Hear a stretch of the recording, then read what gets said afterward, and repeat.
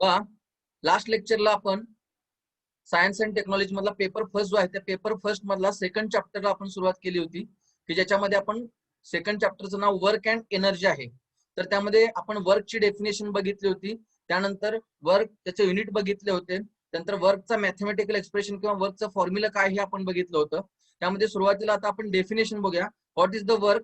When we say the work is said to be done when the force acting on object causes the displacement of an object then we say the work is done.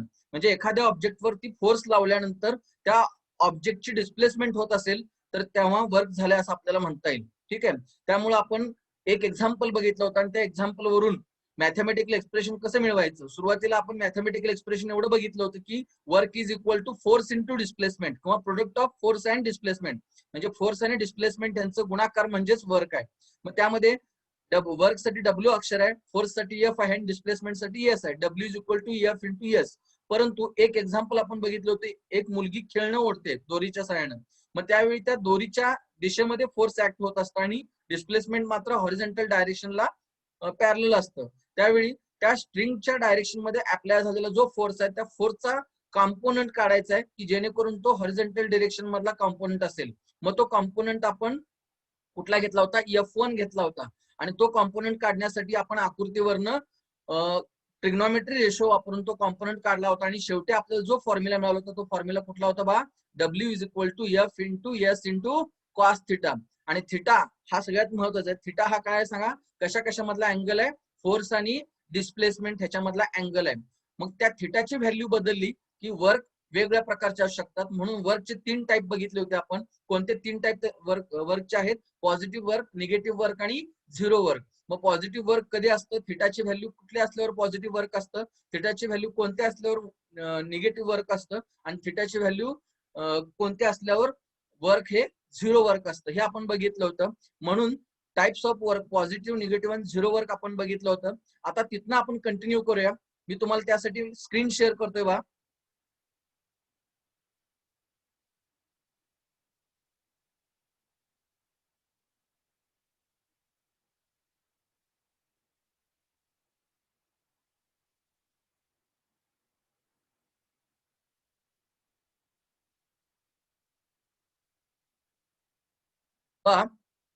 तुम्हाला screen दिसते माझी सगळ्यांना? हो sir. Okay, हो. ठीक आहे. बघा आणखी एकदा आपण बघूया. पाठीमागच्या तासाला आपण अगदी तो टेबल बघितला होता. त्यामध्ये थिटाची व्हॅल्यू कशी बदलली की वर्क कोणत्या टाईपचं असतं हे आपण बघितलं होतं. Positive, negative and zero work. बा positive, negative and zero work म्हणजे काय? When the force and the displacement are in the same direction. म्हणजे काय? एखाद्या ऑब्जेक्ट वरती आपण फोर्स लावलाय, फोर्स लावल्यामुळे त्या ऑब्जेक्टची डिस्प्लेसमेंट सुद्धा त्या फोर्सच्या डायरेक्शन मध्येच होत असेल तर याचा अर्थ त्या दोन्ही मधला अँगल थिटा हा झिरो असतो. 0 डिग्री म्हणजेच work done by the force is positive. म्हणजे त्यावेळी घडणारं जे वर्क असतं ते पॉझिटिव्ह असतं, म्हणजे थिटाची व्हॅल्यू 0 असेल. बरोबर आहे. त्यानंतर when the force and the displacement are in opposite direction, म्हणजे दोन्ही ऑपोजिट डायरेक्शन मध्ये असतील तर त्याच्यातला अँगल जो असतो तो 180 डिग्री असणार. त्यावेळी work done by the force is negative. त्यानंतर when the applied force does not cause any displacement, म्हणजे त्या एखाद्या ऑब्जेक्टवर फोर्स लावल्यानंतर त्या ऑब्जेक्टची डिस्प्लेसमेंट होत नसेल तर वर्क झाले असं म्हणताच येत नाही. डेफिनेशन लक्षात ठेवायची की when the force applied on object is perpendicular to the displacement then the angle between the force and displacement is 90 degree. म्हणजे फोर्स लावल्यानंतर ऑब्जेक्टची डिस्प्लेसमेंट होत नसेल तर त्यावेळी वर्क झिरो असतं. म्हणजेच कोणती स्थिती की ज्यावेळी डिस्प्लेसमेंटची डायरेक्शन आणि फोर्स लावण्याची डायरेक्शन एकमेकांना परपेंडिक्युलर असतील. परपेंडिक्युलर म्हणजे थिटाची व्हॅल्यू 90 डिग्री असणार. When the applied force does not cause any displacement और when the force and the displacement are perpendicular to each other, म्हणजे थिटा 90 डिग्री असेल तर work done by the force is zero. म्हणजे positive, negative आणि zero work कधी असतं लक्षात आलं? बघा अँगलच्या व्हॅल्यूवरनं कसं लक्षात ठेवणार? Theta 0 positive work, theta 90 degree zero work आणि थिटा 180 डिग्री निगेटिव्ह वर्क. लक्षात ठेवा. म्हणजे तुम्हाला नुसता थिटाची व्हॅल्यू देऊन वर्क पॉझिटिव्ह कधी असतं, निगेटिव्ह कधी असतं आणि झिरो कधी असतं हे विचारलं जाऊ शकतं. त्यामुळे लक्षात ठेवायचं. ठीक आहे. आता त्यानंतर बघा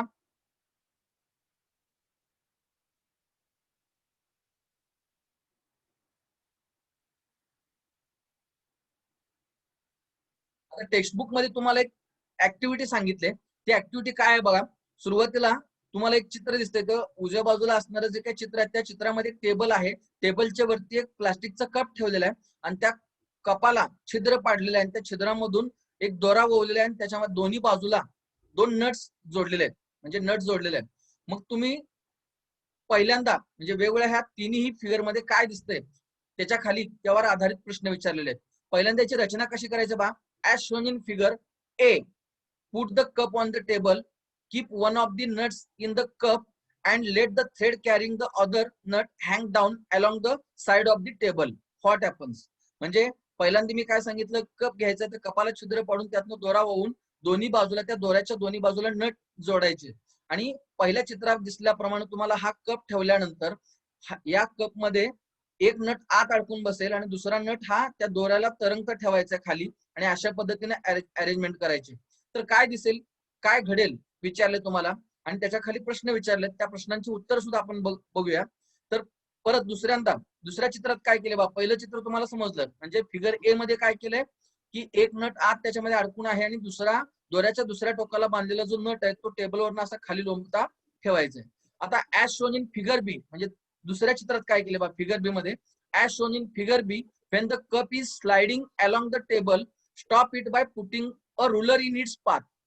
असं केल्यानंतर पहिल्या चित्रामध्ये काय होईल सांगा, ह्या दोऱ्याच्या दुसऱ्या टोकाला जो काही नट जोडलाय तो नट खाली येण्याचा प्रयत्न करणार आहे आणि त्यामुळे कप सुद्धा काय होईल, स्लाइड होईल, कप सुद्धा घसरायला सुरुवात होईल आणि टेबलच्या खाली येण्याचा प्रयत्न करणार आहे.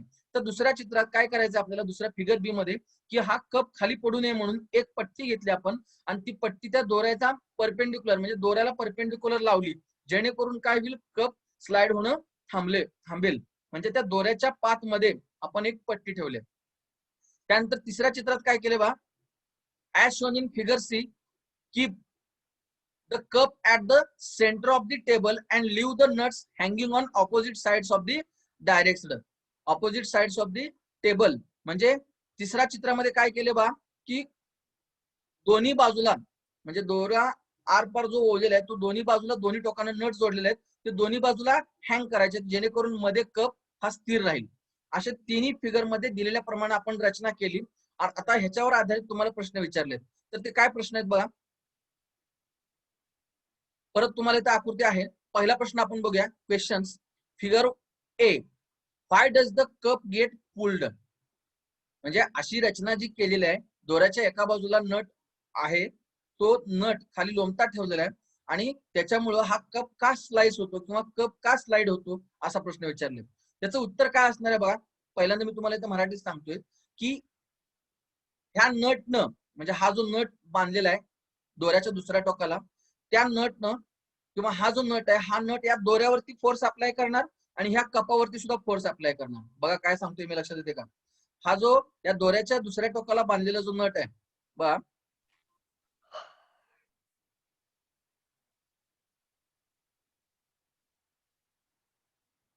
इथं दिसतोय तुम्हाला, या दोऱ्याच्या दुसऱ्या टोकाला बांधलेला जो नट आहे तो नट ह्या दोऱ्यावरती सुद्धा फोर्स अप्लाय करतो आणि ह्या कपावरती सुद्धा फोर्स अप्लाय करतो. तो लावलेला फोर्स हा या कपानं टेबलावरती लावलेला फोर्स असेल किंवा या दोऱ्यानं कपावरती लावलेला टेबलावरती लावलेला फोर्स असेल. ह्या दोन्ही फोर्स पेक्षा जास्त असल्यामुळं काय होणार आहे सांगा, तो कप स्लाइड होणार आहे. म्हणून पहिला बघा प्रश्न काय आहे,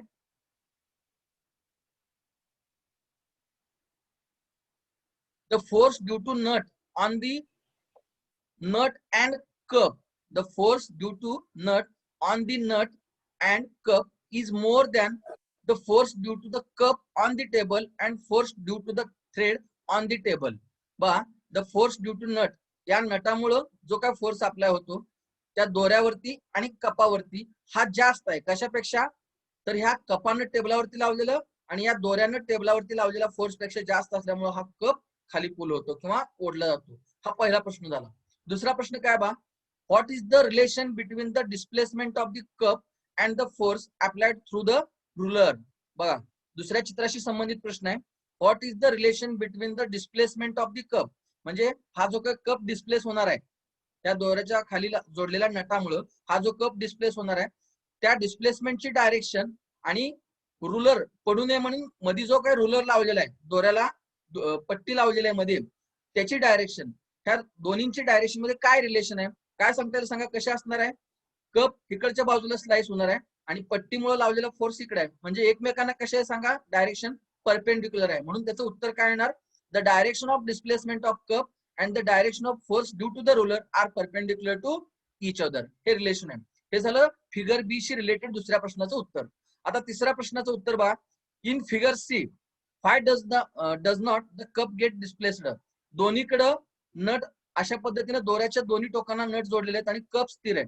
तर असं कप का स्थिर होतो किंवा डिस्प्लेस का होत नाही, त्याचं उत्तर आपल्या सगळ्यांना सांगता आलं पाहिजे की ह्या दोन्ही नटामुळे ह्या दोऱ्याच्या दोन्ही बाजूला लावलेला जो काही फोर्स आहे तो इक्वल आहे आणि ऑपोजिट डायरेक्शन मध्ये आहे. त्यामुळे त्याची एकूण जो इफेक्ट असणार तो 0 असल्यामुळे काय होईल, कप हा स्टेबल राहणार आहे. बघा, the forces due to nuts on both sides of the cup are equal and balancing each other. एकमेकांना ते काय करतात, बॅलन्स करतात. ठीक आहे.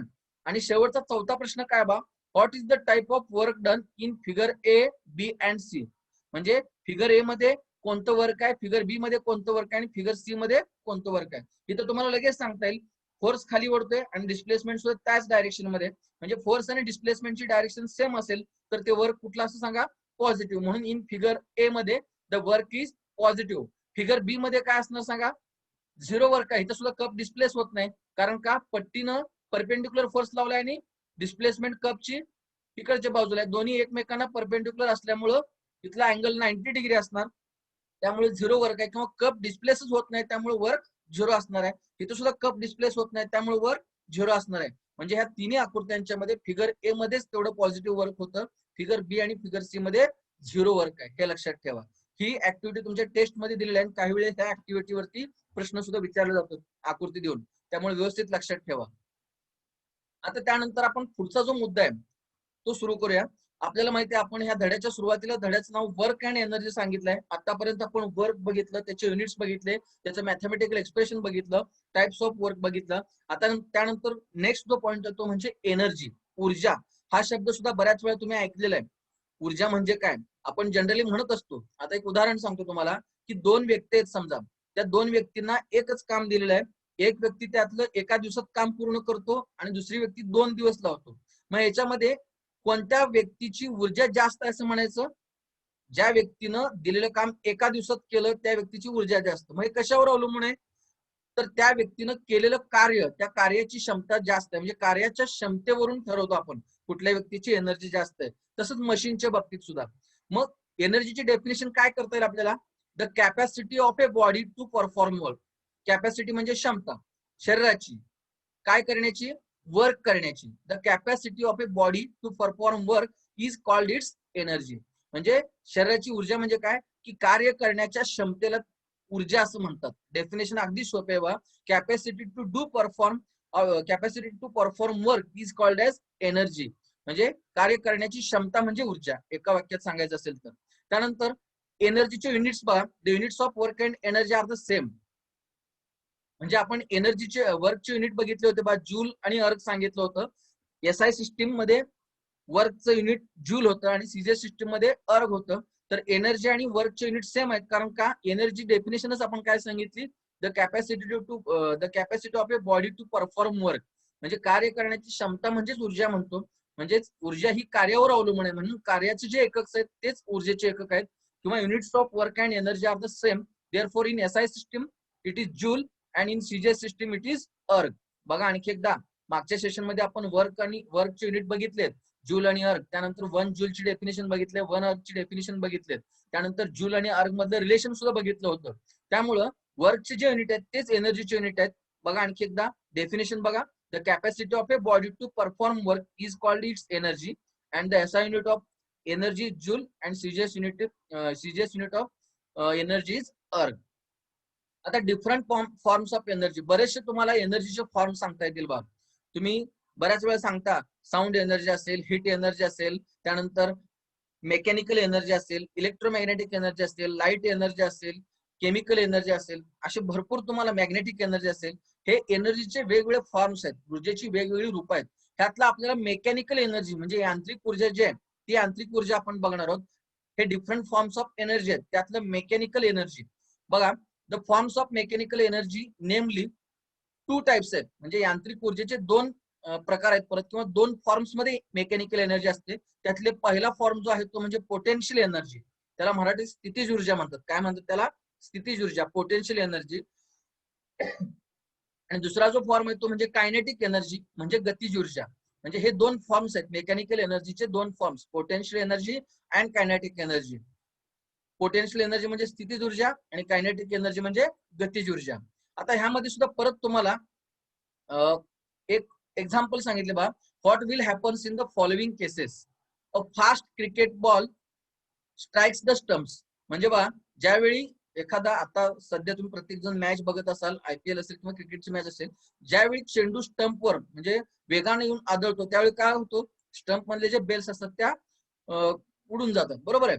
A fast cricket ball strikes the stumps. या उदाहरणांमध्ये तुम्हाला काय लक्षात येते नंतर आपण बघूया. हे पहिलं उदाहरण झालं. दुसरं आहे the striker hits a coin on the carrom board. म्हणजे काय, ज्यावेळी आपण कॅरम खेळत असतो त्यावेळी स्ट्रायकर आपण जे काही कॉइन आहे त्याच्यावर हिट केल्यानंतर ती कॉइन पुढे डिस्प्लेस होते. त्यानंतर तिसरं, the marble strikes another in a game of marbles. म्हणजे गोट्या खेळत असताना एखादी गोटी दुसऱ्या गोटीवर आपण आदळली तर काय होतं. ह्या तिन्ही चित्रांमध्ये तुम्हाला काय दिसतं बघा, की हा जो काही चेंडू आहे तो वेगाने येणारा चेंडू आहे, ह्याच्याकडे जी असलेली ऊर्जा आहे ती स्टंपवर आदळल्यानंतर ह्या स्टंप मध्ये उत्सर्जित होते आणि स्टंपवरच्या बेल्स उडून जातात. स्ट्रायकर इथं सुद्धा तसं, स्ट्रायकर मुळे किंवा स्ट्रायकर मध्ये जी एनर्जी आहे ती ह्याला मिळते कॉइनला, आणि ती कॉइन डिस्प्लेस होते. म्हणजेच काय, ह्या स्ट्रायकर थोडक्यात काय करतो, ह्या स्ट्रायकर फोर्स लावतो याच्यावरती आणि फोर्स लावल्यामुळे ही कॉइन डिस्प्लेस होते. म्हणजे इथं वर्कच होतं. म्हणजे थोडक्यात इथं वर्क जे होतं ते म्हणजेच त्याची एनर्जी असणार आहे, हे पुढे लक्षात येईल. गोट्या खेळताना सुद्धा असंच लक्षात येतं तुम्हाला. एखादी गोटी दुसऱ्या मार्बलवर किंवा एक मार्बल दुसऱ्या मार्बलवर आदळल्यानंतर त्या मार्बलची एनर्जी ह्या मार्बलमध्ये ट्रान्सफर होते. ठीक आहे. म्हणजेच थोडक्यात पहिला जो काय मार्बल असेल हो, ह्याच्यावर आदळताना ह्या मार्बलमुळे ह्याच्यावरती फोर्स अप्लाय होतो आणि फोर्स अप्लाय झाल्यामुळे डिस्प्लेसमेंट होते. म्हणजे इथं वर्क घडतं. या तिन्ही एक्झाम्पल मधून, कारण आपण कायनेटिक एनर्जी शिकणार आहोत. कुठली एनर्जी बघणार आहोत पहिल्यांदा? Kinetic energy. तर कायनेटिक एनर्जी म्हणजे गतीज ऊर्जा. म्हणजे ह्या तिन्ही उदाहरणांवर काय सांगता येतं आपल्याला, एखादी दोन ऑब्जेक्ट आहेत समजा, त्यातला एका ऑब्जेक्टनं दुसऱ्या ऑब्जेक्टवर आदळल्यानंतर त्या ऑब्जेक्टकडे असलेली एनर्जी दुसऱ्या ऑब्जेक्टमध्ये ट्रान्सफर होते आणि ही एनर्जी म्हणजे कायनेटिक एनर्जी असते. आणि ती कायनेटिक एनर्जी म्हणजेच थोडक्यात काय, तर ह्या ऑब्जेक्टमुळं जे काय त्या ऑब्जेक्ट वरती वर्क घडलेलं आहे किंवा ह्या ऑब्जेक्टचं वर्क म्हणजेच त्याची त्या ऑब्जेक्टला प्राप्त झालेली कायनेटिक एनर्जी असणार आहे. कारण ज्यावेळी हा ऑब्जेक्ट त्या दुसऱ्या स्टंपवर आदळतो त्यावेळी त्याच्यावरती फोर्स लावतो आणि फोर्स लावल्यामुळे बेल सोडून जाते, म्हणजे त्याच्यावर त्याची डिस्प्लेसमेंट झालेली असते. ठीक आहे. From the above examples we understand that when a moving object, बघा इथे सांगितलंय, एखादा मुव्हिंग ऑब्जेक्ट हा स्ट्राइक्स अ स्टेशनरी ऑब्जेक्ट म्हणजे स्थिर असलेल्या ऑब्जेक्ट वरती आदळतो, द स्टेशनरी ऑब्जेक्ट मूव्स. म्हणजे हा चेंडू गतिमान होता आणि स्टंप स्थिर होत्या. म्हणजे हा मुव्हिंग ऑब्जेक्ट स्टेशनरी ऑब्जेक्ट वर येऊन स्ट्राईक होतो, त्यावेळी स्टेशनरी ऑब्जेक्ट सुद्धा काय होतो, मूव्ह होतो. हे तिन्ही एक्झाम्पल मधून आपल्याला लक्षात येतं. म्हणून कायनेटिक एनर्जीची डेफिनेशन आपण बघूया. कायनेटिक एनर्जी म्हणजे काय बघा, the energy which an object has because of its motion is called its kinetic energy. अगदी सोपे आहे डेफिनेशन. कुठल्याही ऑब्जेक्टला त्या ऑब्जेक्टच्या गतीमुळे, म्हणजे समजा आता तुम्ही सायकल चालवताय, सायकल चालवत असताना सायकल गतिमान असते, सायकल गतिमान असल्यामुळे तुम्हाला प्राप्त झालेली एनर्जी म्हणजे कायनेटिक एनर्जी. ठीक आहे. म्हणजे गतीमुळे प्राप्त झालेली ऊर्जा, एखाद्या ऑब्जेक्टला त्या ऑब्जेक्टच्या गतीमुळे, चेंडू टाकला तुम्ही, चेंडू टाकल्यानंतर चेंडू जो गतिमान आहे त्या गतीमुळे त्या चेंडूला मिळालेली जी ऊर्जा असते त्याला कायनेटिक एनर्जी असते म्हणतात. त्याच पद्धतीनं बंदुकीतून सुटलेली गोळी असेल तर बंदुकीतून सुटलेल्या गोळीला त्या गोळीच्या मोशनमुळे त्या गोळीला जी काही एनर्जी प्राप्त झालेली असते त्याला कायनेटिक एनर्जी. म्हणून डेफिनेशन सोपे बघा, the energy which an object has because of its motion.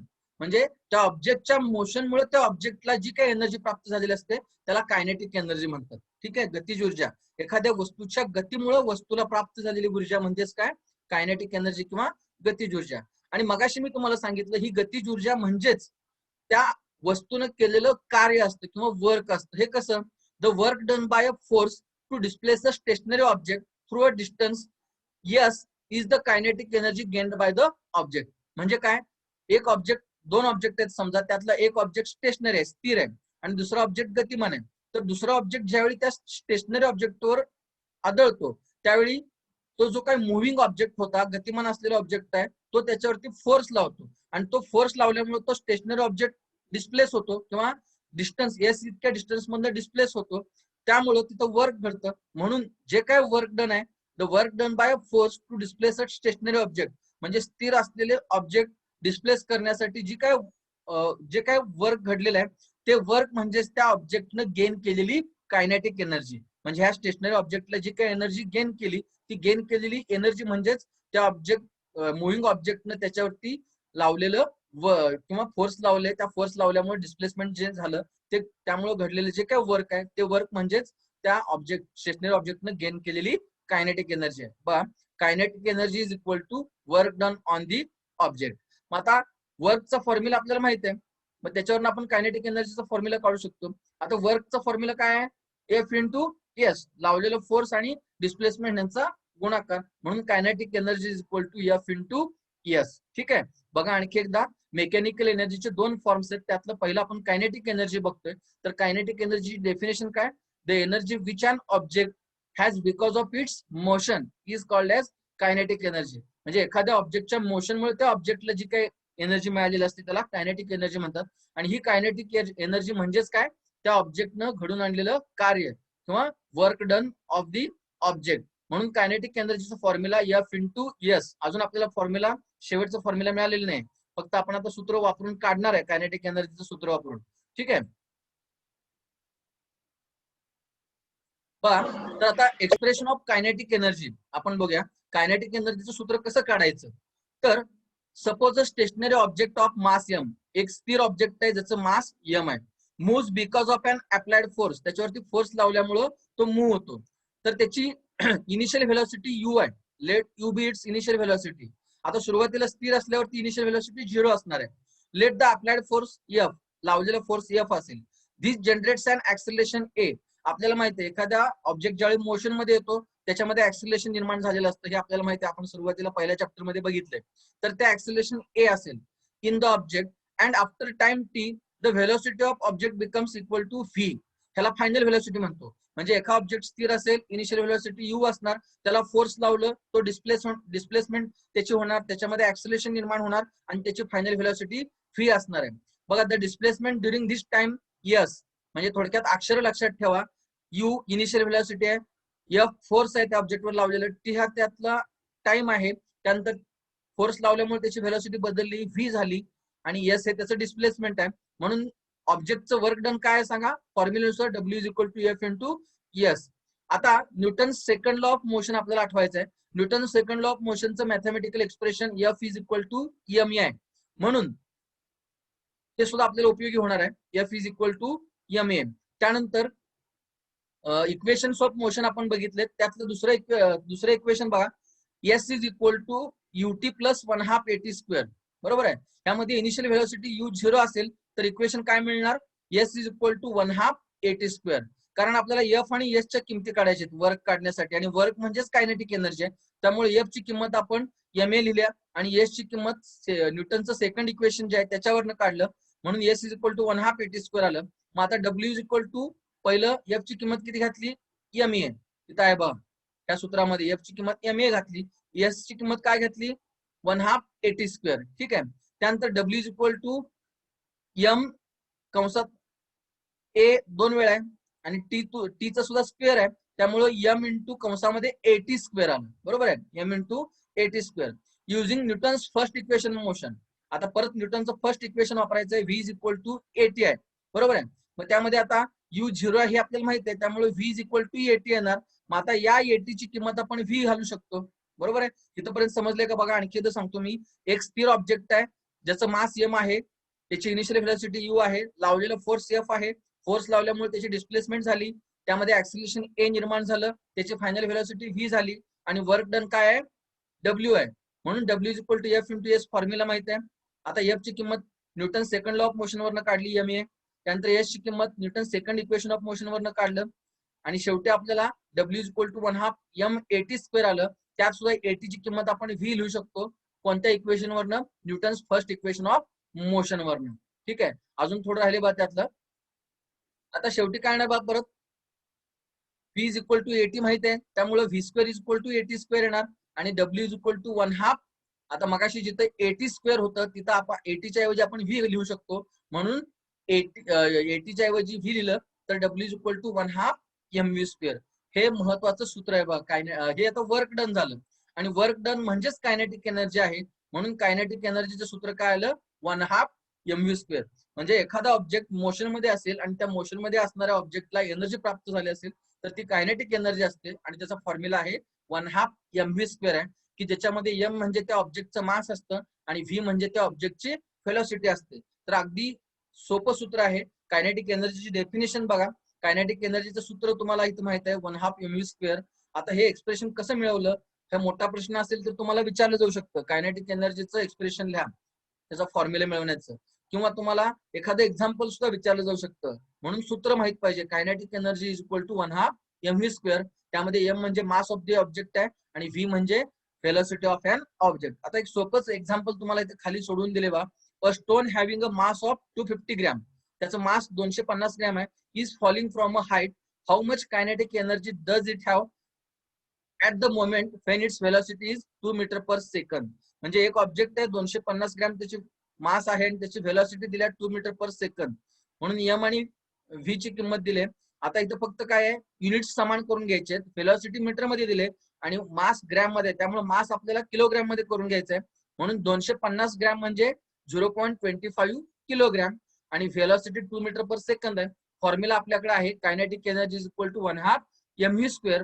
1/2 into 0.25 into 2 चा स्क्वेअर म्हणजे उत्तर किती आलं? 0.5. आणि त्याचं युनिट आपल्याला माहिती आहे. युनिट काय आहे?